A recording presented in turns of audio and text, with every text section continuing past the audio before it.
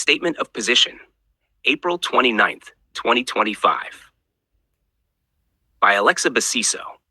While I understand that members of the newly elected Liberal government may seek to neutralize or stabilize the public discourse around judicial fraud and illegal surveillance, I want to be absolutely clear. I am not asking for neutrality. I am asking for justice. Over the past 10 years, I have endured continuous psychological persecution, targeted suppression, and reputational harm carried out by state actors, public institutions, and government-funded professionals. This was not a random occurrence. It was coordinated, it was systemic, and it was illegal. I was targeted as a Gaysen-born Palestinian-Canadian woman, artist, economist, and high IQ autistic individual. I have never relocated or lived outside Canadian soil. I remained under Canadian jurisdiction, trusting in Canadian laws, and was punished for speaking truthfully, creating freely, and advocating for justice under the Canadian Charter of Rights and Freedoms. I will not accept silence. I will not accept revisionism. I want criminal charges pursued against all individuals and institutions that deliberately violated my rights, a full public inquiry into the conduct of the Human Rights Tribunal of Ontario and its connections to academic institutions like the University of Waterloo, a financial settlement greater than Maher Arar's, because my persecution spanned a longer period, included digital erasure, artistic defamation, employment sabotage, and educational obstruction while I remained in Canada the entire time. Immediate removal of all suppression and defamatory content from the internet and institutional archives.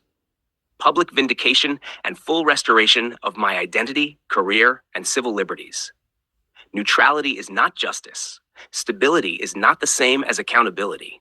And this will not be swept under a rug. Section 4. Vibe Salsa Tonight, you are not attending.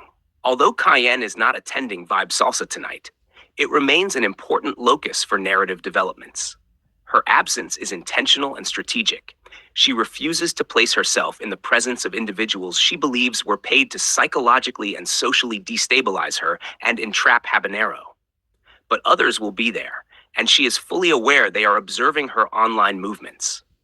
The community knows she hasn't attended in 1 year and 8 months. And her non-attendance tonight reaffirms her boundaries and signals a refusal to normalize proximity to those who participated in judicial fraud.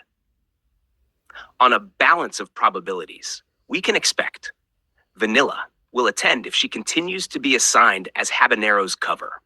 She will act cheerful, maybe flirtatious with others, to project normalcy. But she'll also be hypervigilant about who is watching and whether Cayenne's posts are being talked about. May show up for similar reasons, though less likely unless she's been explicitly asked to support Vanilla. If she does appear, she'll likely keep a lower profile. Lauren Fortier, Cheeks, might either attend or send others to observe. She is aware she was named in Cayenne's writing and footage. If she appears, it will be calculated and possibly with visible proximity to Habanero, is likely to attend and continue his role of cleansing Cheeks' image through artistic proximity and neutral facial expression. He may also continue avoiding looking at her too closely in public, as he did at Salseria. General dancers, who previously believed the rumors, may begin acting more cautiously or trying to re-engage Cayenne online through indirect likes or views. Some may test the waters by bringing up the injustice softly in conversation. He likely understands now that the story is no longer private. He is a material witness. Cayenne has no intention of staying silent or dying without ensuring her evidence is permanent and visible. On a balance of probabilities, he is watching for public reaction and also trying to emotionally regulate. But he knows time is running out to step forward with strength and truth. Section 6. Federal and institutional actors' probable reactions. Now that Cayenne has posted publicly, Dr. Mark Carney's office is likely in assessment mode. They're newly formed, understaffed, and focused on economic repair. But they are aware of Mayor Arar's precedent, and Cayenne explicitly invoked it. SIT, the Prime Minister's office, will be tracking her posts and considering how to neutralize harm to Canada's reputation. University of Waterloo is deeply implicated. Their legal departments are likely scrambling. They can't deny the textbook's existence. They may consider taking it down quietly, but doing so confirms guilt. Keeping it up confirms complicity. Human Rights Tribunal of Ontario and Jill Cameron, are likely terrified. Cayenne's evidence includes dates, file numbers, and confirms they published content on the same day she filed a legal name change. That's premeditated. RCMP or Ottawa Police surveillance teams are likely divided. Some are starting to fear backlash for participating in unconstitutional surveillance.